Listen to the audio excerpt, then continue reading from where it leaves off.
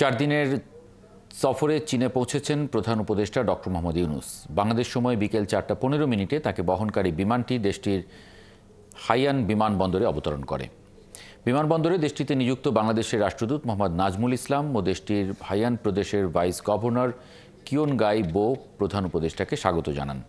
27 March হাইনানে Australia ও এশিয়ার 25টি দেশের জোট Boao forum for Asia BFA সম্মেলনে যোগ দেবেন তিনি।